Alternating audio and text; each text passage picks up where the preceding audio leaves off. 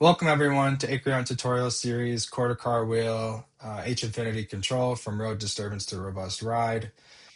This part is part 6, so we're looking at the mixed sensitivity synthesis, which is essentially taking a similar approach to 5, but instead of directly shaping the performance criteria from that Q vector, which was the body acceleration, the suspension travel, the road holding, and the control authority, where the road holding though was still static. So we had the 3 augmented variables that were put into the plant, and we were shaping that across a frequency band.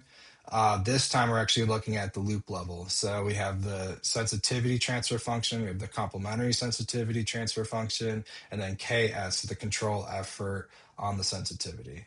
So let's now jump into 6. Mixed sensitivity. And this is also known as loop shaping too. There's 2 different approaches for H infinity. You could do the H infinity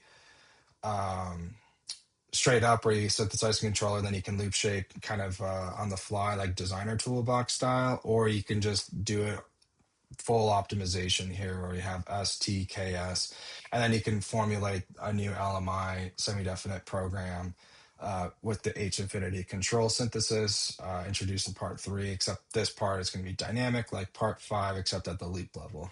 All right, so we're really asking for a mixed sensitivity objective that we're trying to minimize. So we're minimizing this H infinity norm across the sensitivity, complementary sensitivity, and the control effort with these weighting functions WS, WT, and WKS.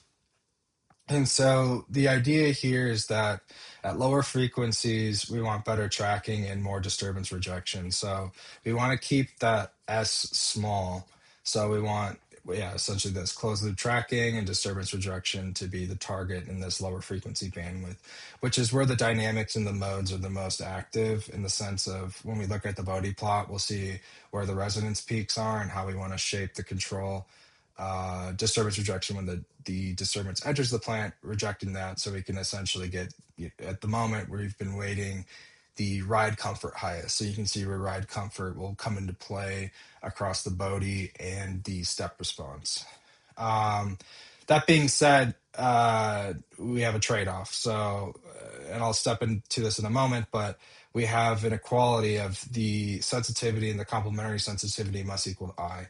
And so we have this shape roll off, right? So attenuating noise and avoiding amplifying unmodeled dynamics at the higher frequency. So we need to ensure that S and T balance one another in terms of this loop shape. And then the control effort then is basically KS. So the controller that's synthesized, we want to limit its actuation demand, especially at higher frequencies. We don't want that to be very active on these unmodeled dynamics. That's just not desirable at all. We want to basically limit that actuation authority at the higher end of the frequency spectrum. All right. And so this is a nice way of breaking out what is actually going on here. And I'm going to pop, I'll go through these basically algebra here, and then I have a diagram below that's like a similar block diagram. And so let's look at S first. So S is S is the sensitivity transfer function, I plus GK inverse. And so if we look at stepping through this, so we have the error signal is the reference minus Y, but the reference is 0. And so U is operating on with K, the controller gain that we get operating on E. And then G is our generalized plant. So if we substitute that in, so we have GE plus D, D is the disturbance that is input to our plant. And so we substitute U into the we substitute U here, we get KE, so we have reference minus Y. So we have GKE minus Y plus D. And then we can break that out, so we get an I plus GKY here, and then we have GK ref, R ref plus D. So we have this equation here. And so, all right, moving back. So S here, right? I plus GK inverse. Why is that a transfer function here? So if we essentially set the reference to 0 here, so when R ref is 0, we have Y is equal to SD. So we have this inverted is operating on D. And so making S small attenuates that basically that output disturbance, which in this case would be that road disturbance. So, and we want that to be small at lower frequency. Okay. And so then at the opposite side, we have the complementary sensitivity. So if we have a reference signal and we're basically taking out the D to be zero, right? So we have D zero, then we have Y is equal to T R ref. And then basically just some linear algebra here, I minus T, we have this relationship here, I is equal to S plus T, I minus T operating on R ref. We have S operating on R ref. So there you go. So S enabling tracking when T approaches I. So that, again, that's the shape that we're looking for between those two transfer functions. And then KS here is the control effort on the sensitivity transfer function. So we essentially want to have more control authority over the smaller or the lower frequency band versus the higher. And that was, yeah, mentioned here. And so this is the full design here. So we want S to be around zero, T to be around I, low frequencies, and then S to rise, T to roll off at the higher frequency. And so that'll be shown in the weighting shape later in this part. But I'm just going to jump down really quick to this block diagram just to show where these signals are being pulled out of the loop. So we have the reference coming in left to right is a good way to read it. The measured signal Y coming out of the plant plus the sensor noise, right? We have this new error signal. So from this error signal, the controller K is operating on that to get a U, that optimal or control all U. And then we're using that signal for shaping the sensitivity, which will be a function of the frequency or the S domain, and that's our ZS in this instance. So kind of a similar performance metric as before, just at the loop level here. And so the control effort then is okay. After the controller operates on K, we basically are waiting that KS here to push down at higher frequencies, right? So that control effort being limited at higher frequencies. So following that through, we have the U signal, the plant general form here operating on U producing a Y, that output. We have output disturbance from the road. And so from here, we have the complementary sensitivity right at the output over here. And remember, that's where D was shut off. We were just looking at R. Whereas the sensitivity here, we had R shut off when we were looking at this output from the error, which would have D in the loop. So this is the complementary sensitivity out here. And then again, noise after this point here. This was still the same plant output Y, and that feeds all the way through. Cool. So that is the basically high level depiction of this. It looks a little bit cleaner, not in Mermaid, but this is just an easy way to represent it. But those are the transfer functions we were looking at for mixed sensitivity. And so now bumping back up to here where we're actually designing the filters. This is the same form as 5, where we have basically a first order lead lag filter here for each individual channel. So that's a little bit different now because we're at the loop here and we have a MIMO system. So essentially what's going on is we have channel-wise realizations now. So from the A, B before, those were just scalar, WC, WC. Maybe I can just go up and find it really quick.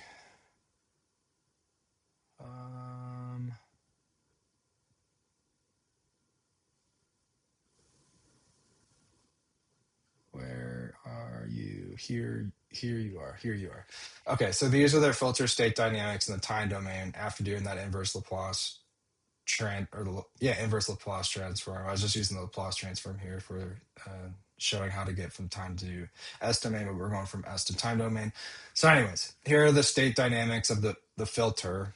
And so we have this minus WCI XWI plus WCI QI, substituting the Q in, and then this was our output here with the difference between the low and high gains on the state of the filter, and then we have a feed through at the high gain. We kind of talked about that here. And so that was populated to A, B, C, D here, substituting in the Q. So going all the way down again to our newer mixed sensitivity. So you have the same design here, except this is channel-wise here. So The error signal and the Y signal are both are in this use case here. It's actually a dimension two because we have the suspension and the body velocity, and the air channel is basically that RF minus Y with the additive noise. So we have two, two, and then the control effort is just one. We just have the one actuator hydraulic cylinder. So we actually have our augmented filter design is going to be five as R5 essentially. And it's going to be a channel wise realization where these cutoff frequencies are going to be diagonal. So we basically are shaping them independently of one another. Let me see here. Anything else? So the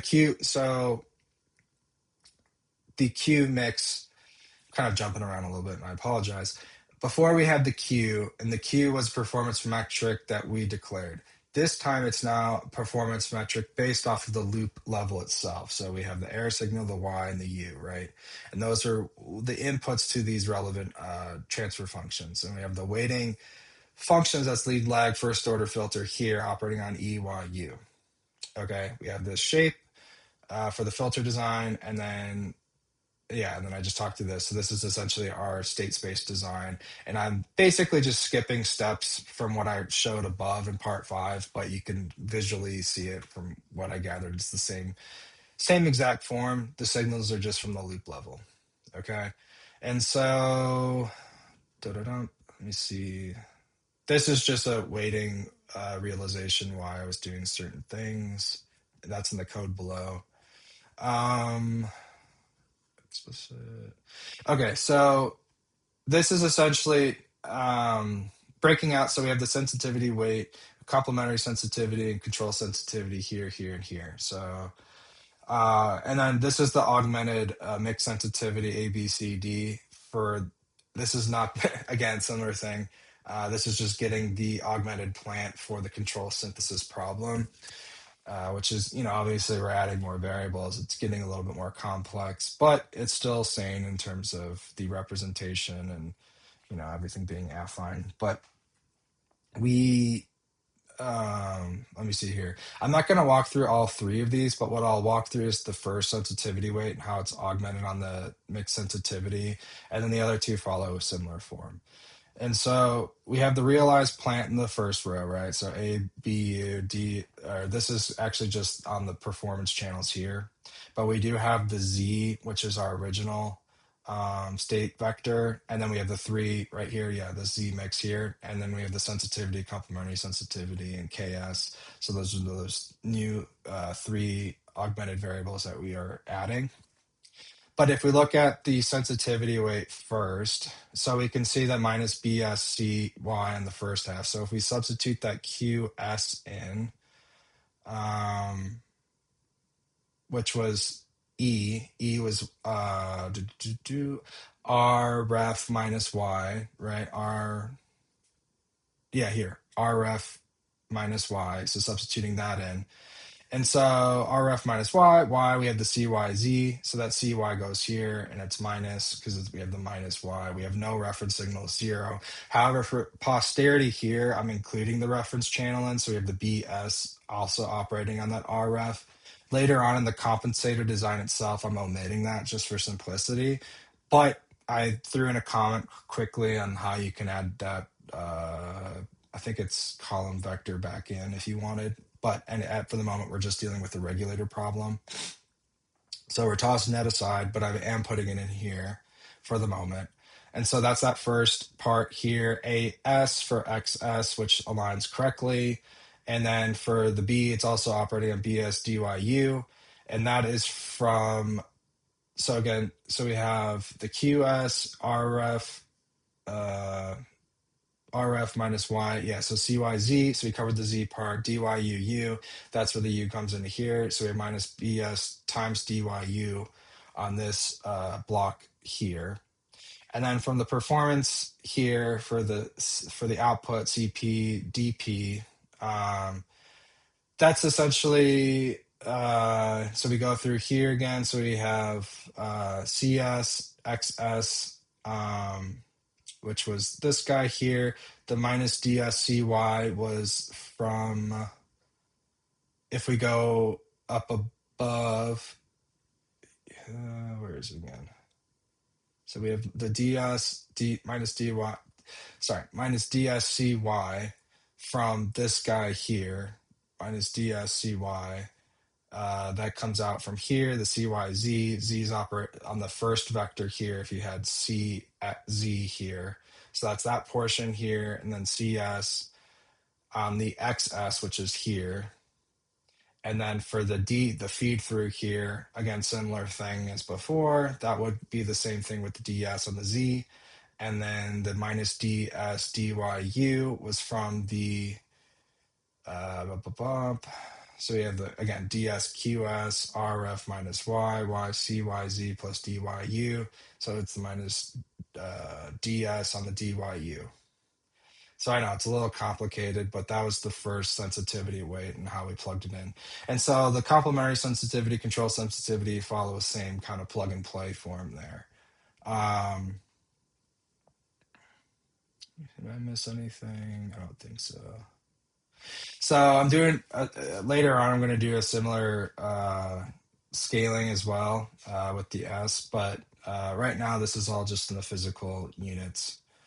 One thing worth noting is I might have mentioned this in part 5, but I bumped this down a little bit. When I had this tighter, bumped down relative closer to a higher weight for the T mix reference signal. But 1E minus 4 was getting it to be a little too tight in terms of the curvature of the optimization space. So relaxing this a little bit helped out the scaling for the time dynamics of the sensitivity transfer function. So that's why it's weighted a little different than the performance weight. And so this code block here, so we have the diagonal lead lag realization. And so that follows this exact form here for the ABCD on these weights. The mixed channels here, so this is where I'm doing a similar shape for from the performance above for the first order lead lag filter design for the performance metrics on that original queue. Now we're at the loop level for mixed sensitivity. And so this is the sensitivity, complementary sensitivity, and the control effort. And so, and again, this is channel wise. So for the first one, and if I go up to CY, let's just do that really quick, just so I'm saying it correctly. So that's the suspension travel, and then that's the body velocity. So those are the two channels we are dealing with. So let's go down. All right. So, right. So the sensitivity, again, we're going to impose a higher weight at the lower frequency band and then a smaller weight at the higher end. So inducing that roll off that we talked about before. And this is orders of magnitude by a factor of 10 between the two channels. We've been basically weighting the ride comfort heavier than the suspension travel. And so that'll be shown in the bode plots and the step response. So that's just to be more apples to apples with the static weight and the dynamic weight that was shown earlier. Similarly, so this is a little bit mixed now for the complementary sensitivity. So that basically smaller weight at the lower frequency, higher weight at the higher frequency. So essentially an opposite for the suspension travel and curvature or roll off. And then the body velocity is essentially following suit with the other design. So slightly higher weight, but relatively small compared to the sensitivity. That's where we're looking for more of the penalty to emanate or originate from here, less than here. This is just to abide by the frequency domain constraint and the linear algebra really that we have between the two transfer functions. And the cutoff frequency here is going to be basically 10 radians per second multiple of this 2 pi cutoff that was defined earlier, that like 6.6 rad per second. So that cutoff's later. And then the control effort here. So we're trying to allow for more of that control effort to sustain through that low to mid band, and then it will roll off at the high frequency spectrum. And these weights are pretty benign. So we're allowing more control authority on the mix sensitivity side. If we were to penalize that more, what you'd see is actually its bandwidth and its bode plots are going to mirror much more closely to the passive spring mass damper system, which is cool. It gives you a little bit more physical characteristic versus the pulling out the signals and applying weighting functions on top of the signals, which obviously I'm jumping the gun a little bit, but that gives you at the very end we can kind of see that no single controller can dominate. However, you can kind of apply all the techniques a little bit together to get a desirable controller, meaning you could basically concatenate the mix sensitivity with a the dynamic shape and then that static weight too, to fulfill whatever kind of requirements that you might have. But this is just a tutorial series, so I'm just kind of showing it and kind of talking through it. So we have the mix weights here. I'm going to be plotting this below, and this is, yeah, over the lead lag response that was defined earlier. Okay, so let's see it. Okay, again, per channel, so we have 5, dim 5. We can see the actuator force, weight lower, it gets up higher from that mid to high frequency band. And then likewise, just looking at that weighting shape again, we can see that it is leading and then it lags as we get further or higher on the frequency spectrum, which is nice because that gives us more control bandwidth to help with the sensitivity, really what we're trying to target. And then the complementary sensitivity is just to abide really by the loop constraints that we have identified above with the roll off at the mid to high frequency. So, and if we look at the sensitivity, we can definitely see, the higher weight is on that body velocity here. So we have a high weight at the low frequency spectrum, and then it rolls off around that, over 10-ish, around this whatever you want to call it, this band right here, and then it'll roll off nicely. Let's see, so then underneath that is the suspension travel, and then the complementary sensitivity, we kind of have this little, not, it kind of looks like bifurcated almost, but like the body velocity, higher weight rolling off, and then likewise the suspension travel, we actually have higher weight at the higher frequencies. So that is the loop shape weights that were picked for the analysis below. And then the order, like I said, is pretty similar to the performance. It's not obviously direct one-to-one because their performance outputs are a little different. They're pretty similar, a little different. We're just at the loop level here. Orders of magnitude are relatively the same. The cutoff frequencies are relatively the same. So I was trying to get it more apples to apples at the end. And so this part here, we're looking at the non-dimensionalization and scaling. And so that T mix ref I showed you above was 1E minus 2. And then we have these scalings here for SC, SY, SY, SU. And so the SY, SY is for the E and the Y, and then the U is obviously the control effort. And then that's obviously the mapping to take us from the barred non-dimensionally scaled coordinates into the physical real coordinates. And then this takes the exact same form for the scaled ABCD. So we have the similarity transforward, the push forward, pull back, and then these scaled for the C and the D. And then we'll have the same exact check. So what we're going to do is at the end ensure that the certificate for the H infinity norm, that gamma upper bound, is satisfied for the realized synthesis of the problem.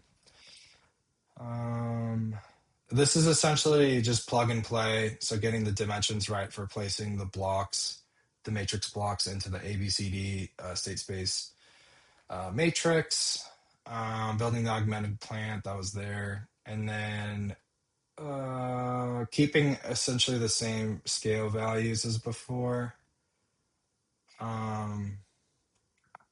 The T reference is a little different, which I showed above. And so here is the ABCD, and then I split it out. So now the solver's on this code block here. Um, the only thing I relaxed was the dual feasible tolerance was just slightly nudged up, but it was still on, order of 1e minus 5. So we're using the mixed scaled ABCD and then the mixed config there. And then I'm getting that K controller back for the mixed scaled. Again, it's broken out in a similar way as the dynamic controller with the augmented states. So I'm not calling it out here, but it's the same physical thing here. So we have X, S, T, K, S, right? Physical. Um, this is just pulling it out. And then we estimate the H infinity norm from this at the scaled synthesis optimization space, the mixed scaled peak and the peak frequency, right? So we're going to ensure that it is upper bounded by the gamma that's returned by the solver with just a little nudge factor there. And then ensuring that the poles are on the left half plane. And then this is just printing off the solver statistics. So here, okay. So iterations 10, which is very fast, great. So duality gap, really small, primal objective, dual objective, very small.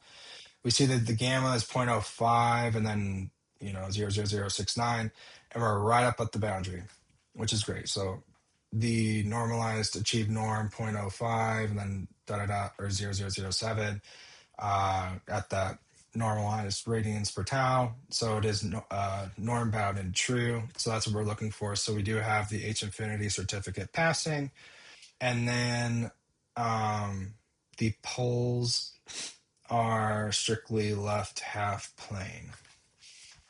So that's also good.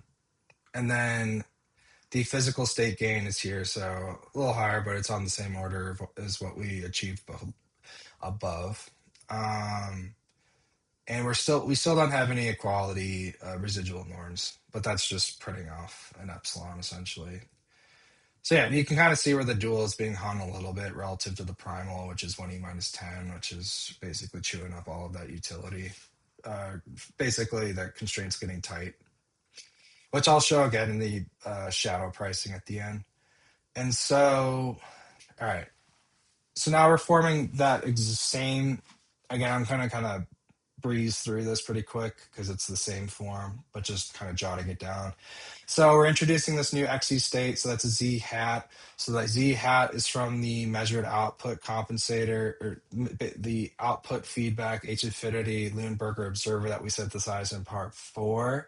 So that Z hat there. We have XS, XT, XKS. Those are the augmented variables that we're using in this new mixed sensitivity. So it's within the filter design of this controller. So that's our internal state there for this controller. So the compensator is taking Y and producing a U, same exact form as part 5 and part 4, I think, where I showed the compensator just with the static. Yeah, we're dealing with regulators, so the RF is set to 0. And then I mentioned before, yeah, so if we wanted to introduce the reference, it would just be modifying this part a little bit, but I'm basically just nulling out that part for the compensator. Let's see. So AK, BK, CK, DK. If you want to go back up, I'm just going to skip over that, but I put links here back to the plant or part 5 for the plant compensator realization. And where the row disturbance enters the BW, sensor noise enters to the compensator through Y plus N. So more of that is shown above. Skipping over it. This function puts it all together with the controller that was just synthesized with the static observer that was synthesized in part 4, getting the compensator here, and now we're analyzing the compensator itself with the plant and the compensator. So plant plus compensator stable, all left half plane pole, all poles on the left half plane. And I think I'm going to do a plot here. This is also estimating the H infinity norm. Again, kind of like the similar compensators that I was showing above. Again, note that the gamma returned by the solver is only for the controller. It's not for the compensator portion because I don't have that set up in my backend. But this just kind of gives you whatever. Basically our physical real metric here for the peak y to u transfer function gain at the frequency peak frequency ratings per second, and so it's similar form as before. All right, so we can see the yeah, all right, so the plant plus the compensator, pretty good authority on the left half plane, standalone compensator with the blue crosses. So it looks pretty good with the plant in the loop. The let's see here. We have well, I guess we have more oscillatory behavior on the at the more of these poles on the further left of the left half plane, but and that's okay. I think that's more indicative of the observer, if I remember correctly. But anywho, so now we're doing the four-way physical step comparison and the bode plot. So this is where we have all the controllers set up, we have all the compensators set up, we have the observer in the loop. And so for the first part, let's analyze the step input for the road disturbance being basically a 2.5 centimeter, 25 millimeter road step. And so this will just be basically a step function that's held. So kind of like if you imagine like road construction, if you bump up to a newly paved road or something like that, something similar to that. And so we want to check this DC steady state analysis here. So the velocity component here would be 0. We subtract or basically move the A XCL on the left half side, invert that ACL because it is invertible. We get a steady state value for XSS that's operating on that R naught, which is the 25 millimeter road step. And then for the output Q here, we have a similar thing for the Q steady state, just plugging in the R steady state here for C. And so we have the R naught out here and then the D. So we have D minus this term essentially there. Cool. And so I'll log those at the very end. What we want to see is nice regulator behavior of our compensator system. And then I'm analyzing all three with the passive as well to see what the responses look like. All right, sorry about that. I cut out a little bit there. But so back to this analysis here. So we have the step function being applied to our to our three compensators and the passive spring mass damper system for the suspension. Now we're performing that DC analysis, wanting to see that regulator behavior acting on our perturbed coordinates of the spring mass damper suspension system with the active hydraulic cylinder in the loop. So we can see here the step being active. All four systems are active around that peak. We have the static H infinity inducing the highest peak, whereas the other three are following each other. Now the interesting thing is this kind of band right here, right after the response, they all take slightly different regulator approaches to like we're penalizing that body acceleration the most for ride comfort. And so we could see that the spring mass damper system induces more acceleration up and down relative to that perturbed coordinate 0 here for x double dot b for that body. Now for interestingly, so the dynamic loop shape actually, I shouldn't say dynamic loop shape. The dynamic performance shape here actually has really nice characteristic where it counteracts this lobe down here and pushes it back up to 0, and then it kind of has a steady stroke towards 0 thereafter, like a nice smooth just basically disturbance rejection to get body acceleration in a nice state. The static H infinity, as we saw, we have the highest peak, and then it has a lower trough than this dynamic, but it also has that similar steady rise to 0. And then interestingly, so the mixed sensitivity induces more of a negative acceleration to get further up towards 0. So it tries to push back down, and then get up to zero quicker than these other two. So you kind of have a trade-off there between in this little section of time right after that step with the body acceleration. And more interestingly, is the approach that all three compensators take. So the the static and the dynamic performance essentially want to induce more suspension travel to isolate the body relative to that road disturbance that hits the wheel and then impacts the basically kinematic chain between the wheel spring mass damper system to the body. So we want to basically push up on the body, down on the wheel is what's going on with the suspension travel and the tire deflection with it between the dynamic and the static H infinity control. So we have a higher suspension travel that's positive after the step that goes negative. Because we have basically the input comes in, suspension will decrease, and we want to isolate. So we push up on the body, push down on the wheel to isolate the body velocity or acceleration to get more ride comfort. Comparing that with the mixed sensitivity, though, it's interesting where essentially opposite approach is taken, where we are now compressing the suspension. So we're pulling the body down, pulling the wheel up. So we're actually inducing more of a wheel hop or tire unloading, essentially. So we can see that we have a lot of tire deflection all at the same at that step here. And then the mixed sensitivity allows for more tire deflection of that unloading of that spring here. So we have a peak there.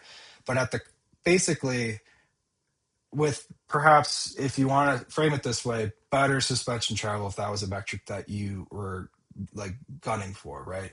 So you're pushing down on the body, you're pulling up on the wheel. So ensuring that would be the thing to make sure that is within mechanical tolerance limits. Same thing here though, with the zero point zero 0.03 meters here with that suspension travel.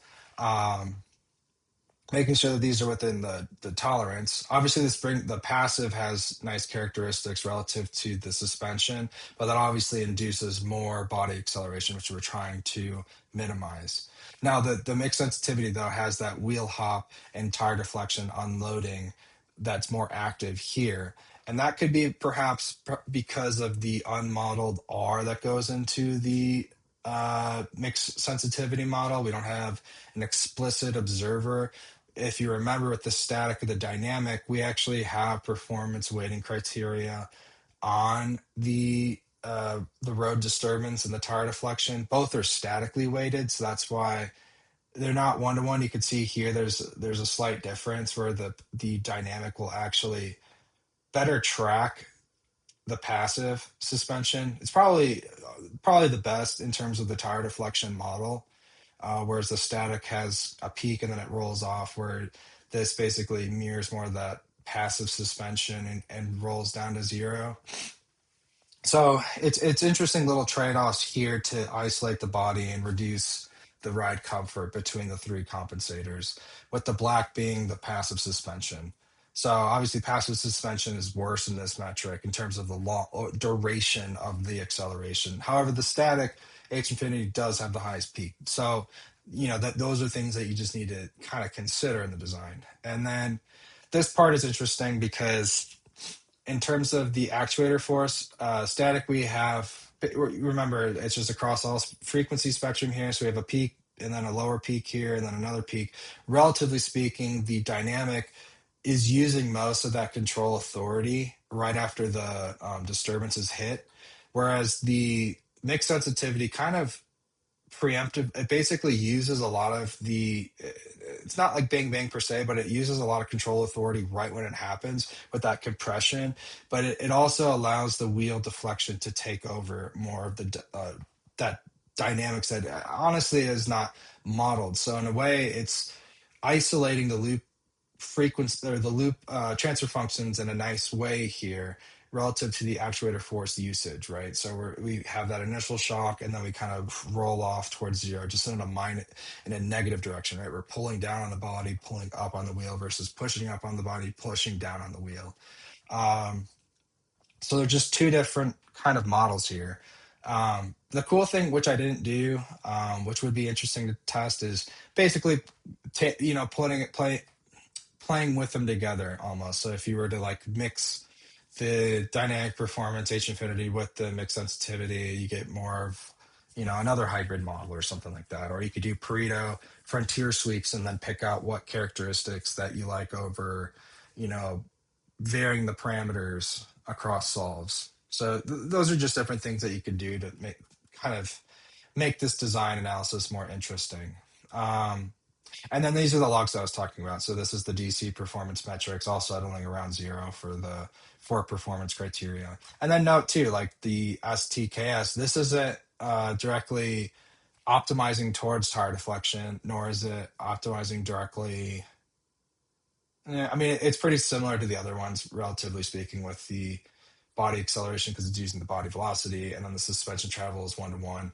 Control force is 1-to-1. So this is really the one that's a little bit different, but it does a really good job of getting it close to 0 relative to these other the dynamic weighting shape and the static weighting shape, and then the passes right here. So that's their step response. And then below here are the physical road to channel transfer function maps is a function of the frequency plots now, or the bode plots now, relative that are will showcase the magnitude of the gain with the phase, similar to what I did above when we wanted to model the cutoff frequency for the dynamic shaping. So I will plot these now. And so that gave the step response gave us one picture that was kind of this discrete snapshot in time. This has now given us a frequency plot spectrum of the performance criteria with the gain, right, of that transfer function here from R to Q, that performance across each performance metric.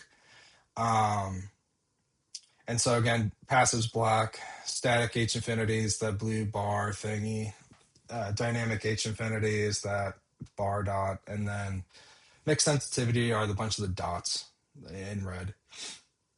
And so the overall, if we look at the mixed sensitivity again first, we can see that in terms of the lower frequency spectrum, we're basically having less gain. And this is the peak in particular, that 6.6 radians per second, that we're attenuating fairly well across all of these across all of these compensators, dynamic, static, and the mixed sensitivity. Now they both come up here to that peak around, is it like 30 or so? I had it above, but they all kind of come over to this peak and then roll off. And then likewise with the suspension travel here, we can see that it's actually inducing more of that negative travel gain, right? And it's also underneath, relatively speaking, the dynamic and the static. So dynamics using more gain at the suspension travel to reduce the magnitude of the gain of the body acceleration. And so different shapes here. And then we have the same roll off characteristic at this peak, and then with the tire deflection, again, it's less gain, but then it rolls up over, so we can kind of see it kind of crosses over, using more gain as the frequency gets increased, and then they both have that, or I guess all of them have that peak, again, shared around that 30-ish radians per second. So, yeah, something like that, 30-ish. Log scaled, something like that. And on the actuator force here is interesting. So really, we saw here how the static looked like it's using less, the dynamics using a little bit more at this snippet. But as a function of frequency, the actuator force for the dynamic loop shape is going to be less.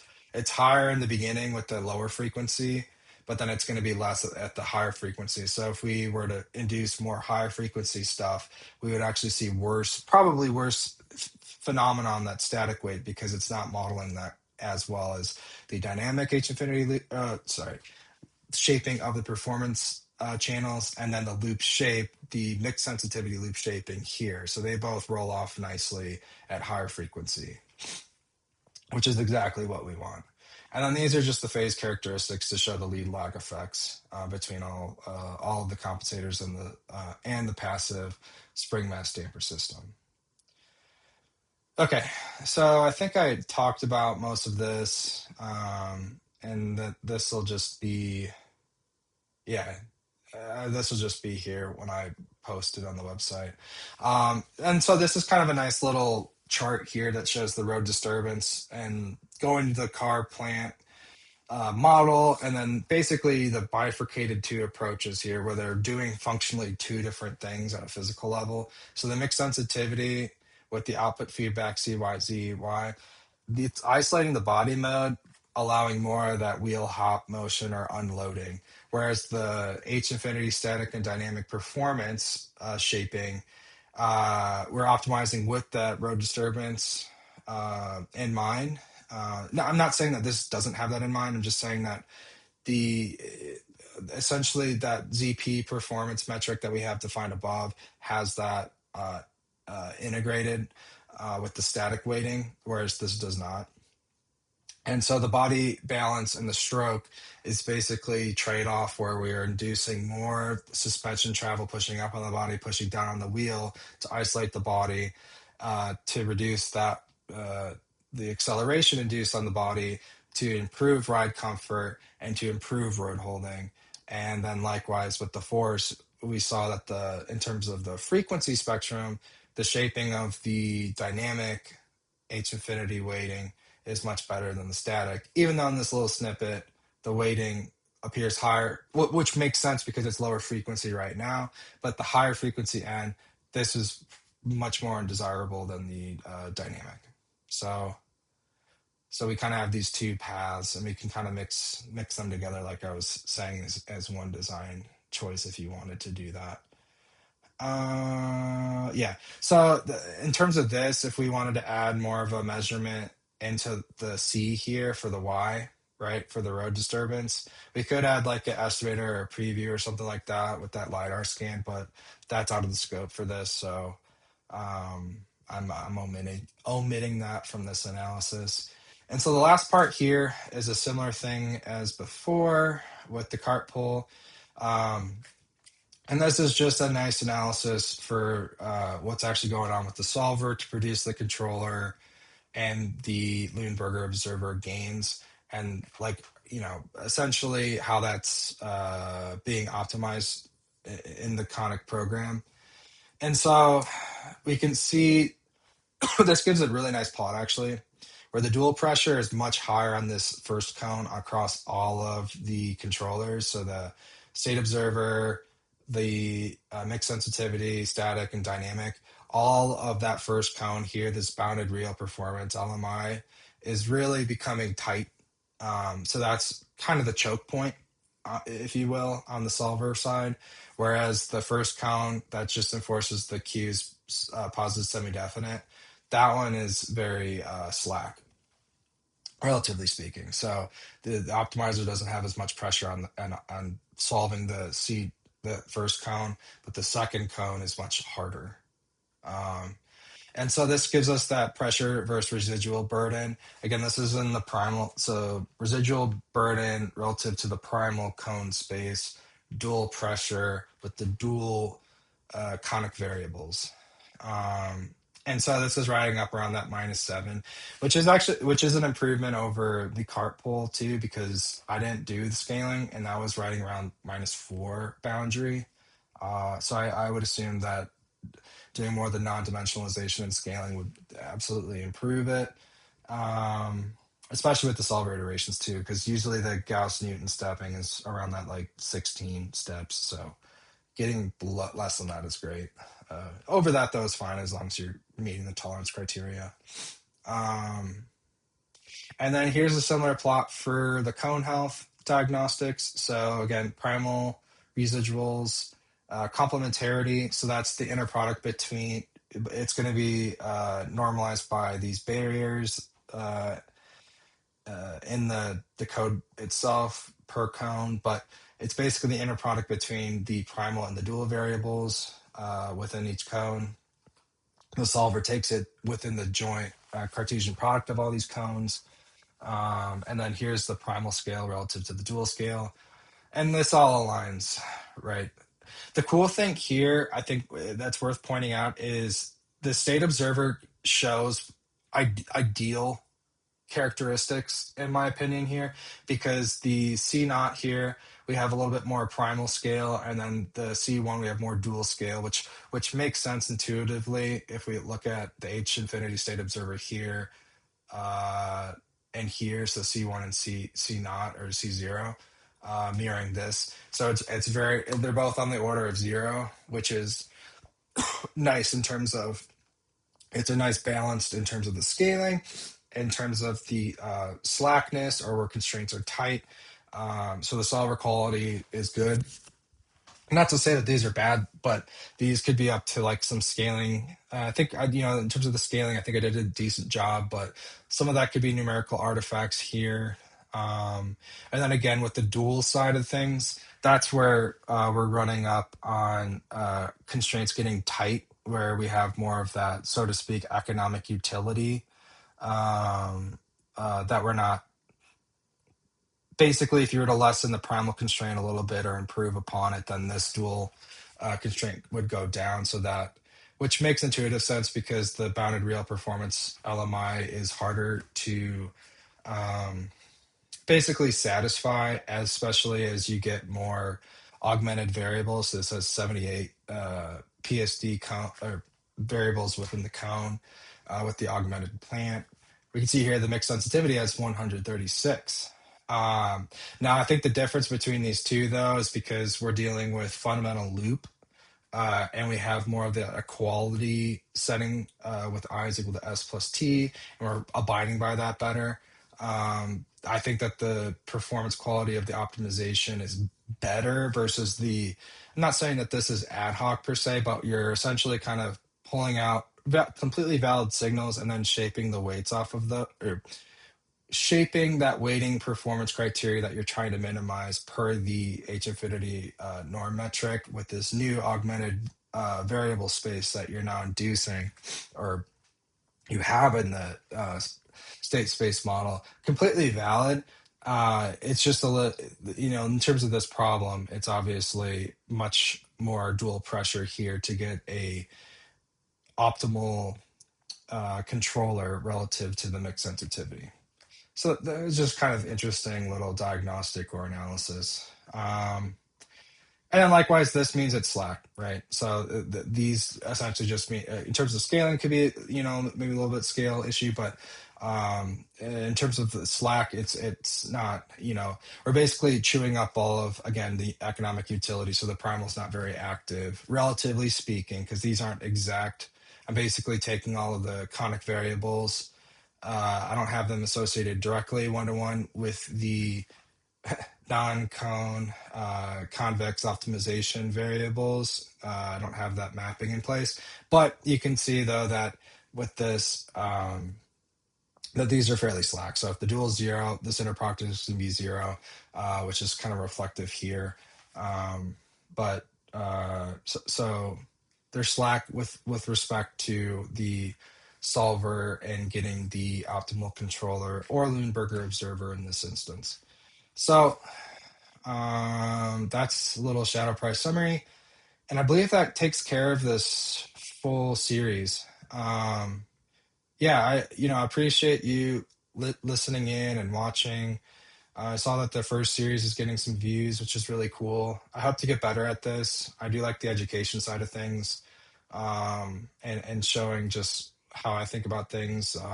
I try to be correct, though I could be, maybe I speak a little bit off, or something might not be quite right. I'm totally all ears to improve. If there's something that could be done a little bit better, I'm all ears. But yeah, thanks again for watching and listening. I really appreciate it. Thanks.